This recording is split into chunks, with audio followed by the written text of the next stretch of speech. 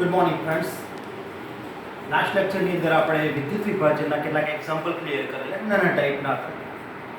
આજે થોડા મોટા ટાઈપના લઈશું અને એને બીજી શોર્ટકટ રીતે કેવી રીતે ગણી શકાય એ પણ જોઈશું. તો આજે બોર્ડ પર બે સ્વાધ્યાયના બે એક્ઝામ્પલ લીધેલા છે જેને આપણે બે રીતે ગણીશું.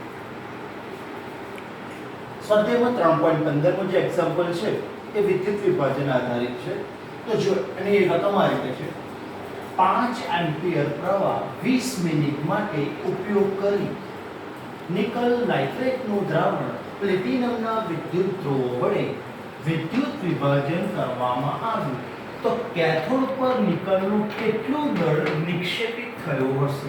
એટલે આપેલી વસ્તુ તમે 5 એમ્પિયરનો પ્રવાહ 20 મિનિટ માટે, દ્રાવણનું નામ છે નિકલ નાઇટ્રેટ, તો કેથોડ પર કેટલું નિકલ જમા થયું હશે? આપણે જાણીએ છીએ ધાતુ ઓલવેઝ કેથોડ પર જ પ્રાપ્ત થાય છે. નિક્ષેપિત એટલે જમા થયું હશે. તો આપેલી વેલ્યુ પહેલા સમજીએ. પસાર કરેલો વિદ્યુત પ્રવાહની સંજ્ઞા આપણે I પસાર કરીએ છીએ તો I બરાબર 5 એમ્પિયર. એમ્પિયર કમ્પ્લીટ એકમ છે. સમયને આપણે સ્મોલ t કહીએ છીએ. અહીંયા રકમમાં 20 મિનિટ આપી છે. આપણે જાણીએ છીએ સમય સેકન્ડમાં લેવાનો છે. તો મિનિટની સેકન્ડ 60 થાય તો 20 * 60 સેકન્ડ તો 1200 સેકન્ડ થશે. આ કોઈ પણ વિદ્યુત વિભાજનના એક્ઝામ્પલની અંદર I અને T આપેલું હોય તો તમે ફેરાડે શોધી કાઢો. ફેરાડે શોધવાથી વિદ્યુત વિભાજનના 50% દાખલા ક્લિયર થશે. તો ફેરાડે શોધવાનું સૂત્ર I * T છેદમાં 96487. I ની વેલ્યુ તમને 5 આપેલી છે, E ની વેલ્યુ 1200 સેકન્ડ છે, છેદમાં 96487 કરીએ તો જવાબ આવે છે 0.06218. અને જો ફેરાડેનો એકમ લખવો હોય તો કુલમ્બ પ્રતિ મોલ થાય છે. આ ફેરાડેનો એકમ થઈ ગયો. તમે જોજો ફેરાડેનો જવાબ 0. સમથિંગ જ આવે છે. ઉદ્યોગોમાં ગમે એટલો એમ્પિયરનો વિદ્યુત પ્રવાહ પસાર કરવામાં એક પોઈન્ટમાં જ હોય છે. એટલે ફેરાડેનો જવાબ હંમેશા પોઈન્ટમાં જ આવે છે. તો 0.0621 ફેરાડે કુલમ્બ પ્રતિ મોલ આ ફેરાડે પ્રાપ્ત થઈ ગયો. ફેરાડે પ્રાપ્ત થઈ ગયો એટલે 50% દાખલો તમારો ક્લિયર થઈ ગયો. હવે વિચારો, તમને દ્રાવણ નિકલ નાઇટ્રેટ આપ્યું છે, એમાં ધાતુ નિકલ છે. તમે જોઈ શકો છો કોપર સલ્ફેટ હોય તો ધાતુ કોપર છે, સિલ્વર નાઇટ્રેટ હોય તો ધાતુ સિલ્વર છે, તો નિકલ છે. તો નિકલનું કેથોડ પરનું ઇક્વેશન આપણે લાસ્ટ લેક્ચરમાં જોયેલું છે. એક પ્રમાણે જો કેથોડ પર Ni+2 aqueous વીજભાર 2 હોવાથી +2 હોવાથી 2 મોલ ઇલેક્ટ્રોન મેળવશે, gives નિકલ. અને તમે જોઈ શકો છો 2 મોલ ઇલેક્ટ્રોન છે એટલે 2 ફેરાડે કહેવાય. અને નિકલનો પરમાણુ ભાર 58.7. મેં પહેલા પણ તમને કીધેલું છે તમારે સિલ્વર, એલ્યુમિનિયમ, નિકલ અને કોપર આ ચારના પરમાણુ ભાર તૈયાર રાખવાના છે. તો નિકલનો પરમાણુ ભાર થાય છે 58.7. એનો મતલબ એવો થયો 2 ફેરાડે વિદ્યુતનો જથ્થો પસાર કરવામાં આવે તો નિકલનું સૈદ્ધાંતિક દળ 58.7 પ્રાપ્ત થાય છે. સૈદ્ધાંતિક ભાર છે. હવે રકમની અંદર તમે ફેરાડ એટલે વિદ્યુતનો જથ્થો આટલો ફેરાડે પસાર કરો છો. તો જો અહીંયા તમે જો 2 ફેરાડે પસાર કરતા 58.7 નિકલ મળે છે તો આટલા ફેરાડે પસાર કરતા કેટલા? તો ફેરાડે અને નિકલનું દળ. તો 2 ફેરાડે વિદ્યુતનો જથ્થો પસાર કરતા નિકલનું દળ 58.7 ગ્રામ પ્રાપ્ત થાય છે. તો 0.06218 કેટલા ગ્રામ? તો અહીંયા તમે જોજો નિકલનું દળ લગભગ 1.82 ગ્રામ પ્રાપ્ત થાય છે. વિદ્યુત વિભાજનના દાખલામાં ફેરાડ ઇમ્પોર્ટન્ટ. જો ફેરાડે મળી જાય પછી તમે કેથોડ પર ઇક્વેશન લખો અને ઇક્વેશનને તમે સમજાવો કે 2 ફેરાડે હોય તો નિકલનો પરમાણુ ભાર 58.7 તો 58.7 ગ્રામ નિકલ પ્રાપ્ત થાય છે. તો આટલા ફેરાડે કેટલે? તો તમારો વિદ્યુત વિભાજનનો એક એક્ઝામ્પલ ક્લિયર થઈ ગયું. હું બીજી રીતે પણ બતાવીશ પણ આ મેથડ પરફેક્ટ છે. હવે થોડો મોટો, કારણ કે બોર્ડમાં ચેપ્ટર 3 ગુણમાં થિયરી પૂછી શકે છે, 3 ગુણમાં દાખલો પૂછી શકે છે. 3 ગુણનો મોટો એક્ઝામ્પલ જેને નાની રીતે પણ સોલ્વ કરી શકાય છે. 3 વિદ્યુત વિભાજન કોષો. હું અત્યારે પોઈન્ટ 3.16 ની વાત કરું છું. 3 વિદ્યુત વિભાજન કોષો A, B અને C જે અનુક્રમે ZnSO4, AgNO3 અને CuSO4 ના દ્રાવણો ધરાવે છે. એટલે એ જે વિદ્યુત વિભાજન કોષ છે ઝિંક સલ્ફેટનો છે, બી વિદ્યુત વિભાજન કોષ છે સિલ્વર નાઇટ્રેટનો છે અને સી વિદ્યુત વિભાજન કોષ છે કોપર સલ્ફેટનો છે. તેમને શ્રેણીમાં જોડેલ છે. જ્યારે પણ શબ્દ બોલે શ્રેણીમાં જોડેલ છે ઇટ મીન્સ એક જ બેટરી વડે વિદ્યુત પ્રવાહ પસાર કરવામાં આવે છે. એટલે આનો મતલબ એવો થયો સમાન વિદ્યુત પ્રવાહ પસાર થાય છે, સમાન સમય માટે પસાર થાય છે. શ્રેણીમાં જોડેલો મીનિંગ થઈ ગયો. કોષ બી એટલે સિલ્વર નાઇટ્રેટ. કોષ બી માં 1.45 ગ્રામ સિલ્વર કેથોડ પર જમા થતું હોય ત્યાં સુધી 1.5 એમ્પિયર નો સ્થિર પ્રવાહ. અહીંયા સ્થિર પ્રવાહ બોલે છે મતલબ વિદ્યુત પ્રવાહનું મૂલ્ય બદલાતું નથી, અચળ સ્થિર પ્રવાહ કહેવામાં આવે છે. 1.5 એમ્પિયર નો સ્થિર પ્રવાહ પસાર કરવામાં આવ્યો તો કેટલા સમય માટે પ્રવાહનું વહન થયું હશે? પહેલો ક્વેશ્ચન સમય શોધવાનો છે જે સેકન્ડમાં શોધીશું.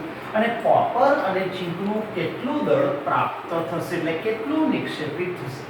હવે આપેલી વેલ્યુ જરા ધ્યાનથી જુઓ. તમને સિલ્વર નાઇટ્રેટના વિદ્યુત વિભાજન કોષ વિશે માહિતી આપેલી છે કે તમને 1.45 ગ્રામ સિલ્વર મળે છે અને 1.5 એમ્પિયરનો પ્રવાહ. આ બે જ વસ્તુ આપેલું છે સિલ્વર નાઇટ્રેટ માટે. તો જો આપેલી વસ્તુ I 1.5 એમ્પિયર, ટી આપેલો નથી જે આપણે શોધવાનો છે, અને સિલ્વરનું દળ તમને 1.45 ગ્રામ આપેલું છે. અહીંયા I અને T બંને નથી એટલે ફેરાડે પ્રાપ્ત નહીં થાય. તો ઉલટું સિલ્વરનું દળ આપ્યું છે. આપણે જ્યારે સિલ્વરનું દળ શોધેલું હોય કે સિલ્વરનું દળ આપેલું હોય તો તમારે સિલ્વરનું ઇક્વેશન લખવું. અને આપણે સિલ્વરનું ઇક્વેશન ઓલવેઝ આ લખીએ છીએ Ag plus electron it gives Ag. અને તમે જો એક મોલ ઇલેક્ટ્રોન છે એટલે 1 ફેરાડે કહેવાય અને સિલ્વરનો પરમાણુ ભાર 108 ગ્રામ છે. પરમાણુ ભાર આપણે જાણીએ છીએ. હવે તમે જો 1 ફેરાડે 108 ગ્રામ પ્રાપ્ત થાય છે, ઇક્વેશન એવું કહે છે. હવે આપણને ગ્રામ આપેલા છે તો એનો મતલબ 108 ગ્રામ સિલ્વર પ્રાપ્ત થાય તો પસાર કરેલો વિદ્યુતનો જથ્થો 1 ફેરાડે તો 1.45 ગ્રામ પ્રાપ્ત થાય તો પસાર કરેલો વિદ્યુતનો જથ્થો કેટલો ફેરાડે? કારણ જો દળ તમને આપેલું છે ફેરાડે શોધવાનું છે તો 108 ગ્રામ સિલ્વર હોય તો 1 ફેરાડે વિદ્યુતનો જથ્થો પસાર કરવો પડે, પણ આપણને મળે છે 1.45 ગ્રામ. તો 1.45 ગ્રામ માટે કેટલા ફેરાડે વિદ્યુતનો જથ્થો પસાર કરવો પડશે? તો ફેરાડેની કિંમત 1.45 ગુણ્યા 1/108 કરવામાં આવે તો 0.01342 ફેરાડે પ્રાપ્ત થાય છે. ફેરાડે ઇમ્પોર્ટન્ટ છે. અહીંયા I અને T નથી આપેલું, ડાયરેક્ટ ફેરાડે ના મળે. પણ જો કોઈ ધાતુનું દળ આપેલું હોય તો એ ધાતુનું કેથોડ ઇક્વેશન લખો અને આ રીતે સમજો કે 108 ગ્રામે 1 ફેરાડે પ્રાપ્ત થાય છે તો આપેલા દળે કેટલા ફેરાડે? તો તમને ફેરાડે પ્રાપ્ત થઈ ગયો. આ ફેરાડેનું મૂલ્ય 0.01342 એકમ લખવું હોય તો કુલમ્બ પ્રતિ મોલ. હવે તમારે પહેલું સમય શોધવાનો છે, કેટલા સમય માટે વિદ્યુત પ્રવાહ પસાર થયો છે. તો જો ફેરાડેનું સૂત્ર જ વાપરીશ, કારણ કે ફેરાડેના સૂત્રમાં I પણ આવે છે ઇન્ટુ T પણ આવે છે છેદમાં 96487 આવે છે. તો ફેરાડેનું સૂત્ર વાપરું કે ફેરાડે બરાબર I ઇન્ટુ T છેદમાં 96487. ફેરાડે આપણે લાવેલા છે 0.01342. I પસાર કરેલો વિદ્યુત પ્રવાહ 1.5 એમ્પિયર રકમમાં આપેલો છે. સ્મોલ t આપણે શોધવાનો છે છેદમાં 96487. 96487 ને 0.01342 વડે મલ્ટીપ્લાય કરો, t ને સૂત્રણ કરતા બનાવશો તો તમારો આન્સર થશે t બરાબર 1294.8 છેદમાં 1.5. મતલબ સમય છે 863.2 સેકન્ડ. એનો મતલબ કે તમે પસાર કરેલો વિદ્યુતનો જે જથ્થો છે એ 863.2 સેકન્ડ માટે પસાર કરેલો છે. આ એક્ઝામ્પલની અંદર સમય તમારે સેકન્ડમાં શોધવાનો છે. સેકન્ડ. તો પહેલો આન્સર મળ્યો કેટલા સમય માટે ક્લિયર થયું. હવે જો કોપર અને ઝીંકનું કેટલું દળ મળશે? બધા શ્રેણીમાં જોડાયેલ છે તો સિલ્વરનું દળ તમને આપેલું છે તો કોપર અને ઝીંકનું પણ એની સાપેક્ષમાં શોધી શકાય. હવે જો પહેલા કોપરનું દળ શોધવું છે તો કોપર માટેનું કેથોડનું સમીકરણ Cu+2 +2 electron it gives Cu. અહીંયા તમે જોઈ શકો 2 મોલ ઇલેક્ટ્રોન છે એટલે એને 2 ફેરાડે કહેવાય. 1 મોલ ઇલેક્ટ્રોન એટલે 1 ફેરાડે, 2 મોલ ઇલેક્ટ્રોન એટલે 2 ફેરાડે. અને કોપરનો પરમાણુ ભાર 63.5 પણ લખી શકાય, 63.54 પણ લખી શકાય છે. તો 63.5 એટલે 2 ફેરાડે વિદ્યુતનો જથ્થો પસાર કરો તો 63.5 ગ્રામ કોપર છે સૈદ્ધાંતિક રીતે કોપરના વિદ્યુત વિભાજન કોષમાં કેથોડ પર જમા થાય. તો જો 2 ફેરાડે 63.5 પણ આપણે પસાર કરી છે કેટલા ફેરાડે તો અહીંયા જો 0.01342 ફેરાડે એટલે વિદ્યુતનો જથ્થો પસાર કરીએ છીએ તો 2 ફેરાડે 63.5 ગ્રામ કોપર પ્રાપ્ત થાય તો 0.043 ફેરાડે કેટલું કોપર પ્રાપ્ત થાય તો કોપરનું દળ આ બંનેનો ગુણાકાર છેદમાં 2 કરવામાં આવે તો 0.4260 ગ્રામ કોપર પ્રાપ્ત થાય છે. તમે જો ઇક્વેશન આવડતું હોય ઇક્વેશન પરથી જો ફેરાડે ને ધાતુનું વજન તમે લખી શકતા હોય તો કોઈ પણ ધાતુનું દળ તમે પ્રાપ્ત કરી શકો છો. હવે મારે ઝીંક પર જવું છે તો ઝીંકનું કેથોડનું સમીકરણ Zn+2 electron gives Zn. Cathode પર હંમેશા રિડક્શન પ્રક્રિયા થાય છે એટલે ઇલેક્ટ્રોન સ્વીકારે છે તો Zn+2 ઇલેક્ટ્રોન gives Zn. એ તમે જો 2 મોલ ઇલેક્ટ્રોન છે એટલે 2 ફેરાડે અને ઝીંકનો પરમાણુ ભાર 65.4 છે. યાદ રાખજો ઝીંકનો 65.4 છે તો 65.4 ગ્રામ. તો ઇક્વેશન બનાવી 2 ફેરાડે 65.4 ગ્રામ ઝીંક પ્રાપ્ત થાય તો આપણે જે જથ્થો પસાર કર્યો છે 0.01342 ફેરાડે કેટલા ગ્રામ પ્રાપ્ત થશે તો અહીંયા ઝીંકનું દળ પ્રાપ્ત થશે આ બંનેનો ગુણાકાર છેદમાં 2 કરો 0.43 સમથિંગ. આ બંને જો 0.42 સરખા જવાબ છે કારણ ઝીંકનો પરમાણુ ભાર અને કોપરનો પરમાણુ ભાર લગભગ નજીક છે એના કારણે જવાબ લગભગ ઝીંકનો થોડો વધારે આવશે કોપરનો થોડો ઓછો આવશે. જો પરીક્ષામાં 3 ગુણમાં પૂછાય તો તમારે આ જ રીતે મોટી રીતે દાખલો સોલ્વ કરવાનો. હવે તમને પ્રશ્ન થાય કે મારે એને શોર્ટકટ રીતે ગણવો છે તો શોર્ટકટ રીતે પણ આ દાખલો તમને ઘણી બતાવું છું અને શોર્ટકટ રીતે કોઈ પણ ધાતુનું વજન તમે શોર્ટકટ રીતે શોધી શકો છો. જો આ જ એક્ઝામ્પલને હું બીજી રીતે બતાવું છું જે બહુ જ કામમાં લાગશે. જો તમારા જોડે સમય ઓછો હોય તો તમે આ રીતે યુઝ કરજો બહુ ફાયદો પડશે.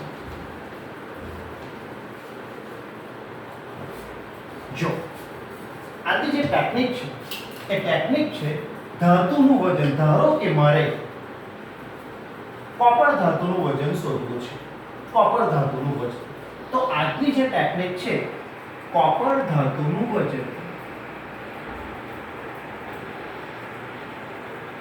કોઈ પણ ધાતુનું વજન શોધવું હોય તો સૂત્ર છે ફેરાડે ગુણ્યા કોપરનો તુલ્ય ભાર. આ યાદ રાખજો કોઈ પણ ધાતુનું સૈદ્ધાંતિક વજન એ પસાર કરેલ વિદ્યુત જથ્થો ફેરાડે એકમમાં અને ધાતુના તુલ્ય ભારના સમપ્રમાણમાં હશે. ફેરાડે અહીંયા ફેરાડે આપણે લાવ્યા છે 0.01342. કોપરનો તુલ્ય ભાર જો તુલ્ય ભાર તમને મોડે નથી આવડતો તો તુલ્ય ભાર એટલે કોપરનો પરમાણુ ભાર છેદમાં કોપરની સંયોજકતા. જો તુલ્ય ભાર મોડે ના આવડતો હોય તો હું તો તુલ્ય ભાર જાણું છું તમે પણ જાણી જશો તો અહીંયા 0.01342 કોપરનો પરમાણુ ભાર આપણે 63.5 અને કોપરની સંયોજકતા +2 મતલબ એક મોલ કોપર બનાવવા માટે મેળવવા માટે 2 ફેરાડે વિદ્યુતનો જથ્થાની જરૂર પડે છે. 2 ઇલેક્ટ્રોન મેળવે છે એટલે કે 0.01342 63.5 ભાગ્યા 2 કરવામાં આવે તો 31.7 પરફેક્ટલી 31.77 છે. આ બંનેનો તમે ગુણાકાર કરો 0.01342 31.7 કરવામાં તો તમારો આન્સર 0.42 સમથિંગ 100%. મતલબ તમે પરમાણુ ભાર ભાગ્યા સંયોજકતા જો તમે તુલ્ય ભાર જાણતા હોય તો ફટાફટ 1 સેકન્ડની અંદર તમે પ્રાપ્ત થતું ધાતુનું વજન શોધી શકો છો. આ જ રીતે તમારે ઝીંક ધાતુનું વજન શોધવું છે. એક સૂત્ર ફેરાડે ગુણ્યા ઝીંકનો તુલ્ય ભાર. ફેરાડે આપણે લાવેલા છે 0.01342 ઝીંકનો તુલ્ય ભાર તો ઝીંકનો પરમાણુ ભાર આપણે જાણીએ છીએ 65.4 અને ઝીંકની સંયોજકતા +2. હવે સાંભળજો, કોપરનો તુલ્યભાર 31.7 તો ઝીંકનો તુલ્યભાર 32.7. બંને સેમ છે, 31.7 અને 32.7.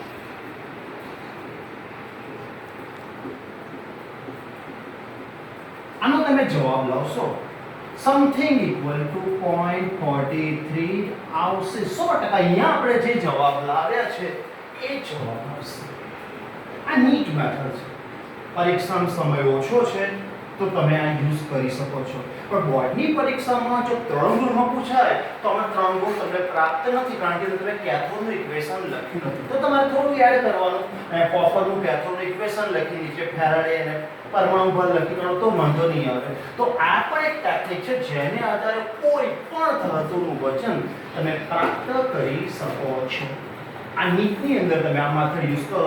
અને મેં પહેલા પણ કીધું, કોપર અને ઝીંક બંનેના તુલ્યભાર લગભગ સમાન હોતી, પર એનો જે જથ્થો છે, પ્રાપ્ત થતો જથ્થો છે, લગભગ સમાન પ્રાપ્ત થાય. એટલે કોપરનો જેટલો જથ્થો મળે છે લગભગ ઝીંકનો એટલો થોડોક જ વધારે જથ્થો પ્રાપ્ત થાય છે. તો પરીક્ષામાં આ એંગલથી તમે વિચારો તો પણ વિદ્યુત વિભાજનના બધા જ એક્ઝામ્પલ તમારા સોલ્વ થઈ જશે. તો અહીંયા વિદ્યુત વિભાજનને લગતા બધા જ એક્ઝામ્પલ આપણે ક્લિયર કર્યા છે બુકના, કોયડાના. હવે નેક્સ્ટ ટાઈપની અંદર હું અલગ ટાઈપના કરાવીશ, જે અમુક બુકની અંદર આવેલા છે એ અલગ પ્રકારના એક્ઝામ્પલ નેક્સ્ટ ટાઈપના કરાવીશ. ઓકે, તો આને પ્રેક્ટિસ કરજો. આ એક શોર્ટકટ મેથડ પણ છે. કોઈ પણ ધાતુનું વજન બરાબર ફેરાડે ગુણ્યા તુલ્યભાર. તમે સિલ્વરનો તુલ્યભાર મોડે કરી દો 108 ભાગ્યા 1 એટલે 108. એલ્યુમિનિયમનો તુલ્યભાર મોડે કરો 27 ભાગ્યા 3 એટલે કે 9. કોપરનો તુલ્યભાર મોડે કરી કરો 31.7 અને ઝીંકનો તુલ્યભાર 32.7. આ ચારના તુલ્યભાર તમે મોડે કરી કરો, તમારા બધા જ એક્ઝામ્પલ સોલ્વ થઈ જશે. કદાચ તમારે નિકલનો તુલ્યભારની જરૂર પડે છે તો 58.7 ભાગ્યા 2 કરી કરો. આ 5 તુલ્યભાર મોડે કરો. બુકમાં આના બહારના એક પણ એક્ઝામ્પલ પૂછાતા નથી, લગભગ 8 પૂછાય છે. તો આજે આપણે આટલું ટોપિક રાખ્યું છે. નેક્સ્ટ લેક્ચરની અંદર બીજા ટોપિક ડિસ્કસ કરીશું. મળીએ છીએ નેક્સ્ટ લેક્ચરની અંદર. બાય.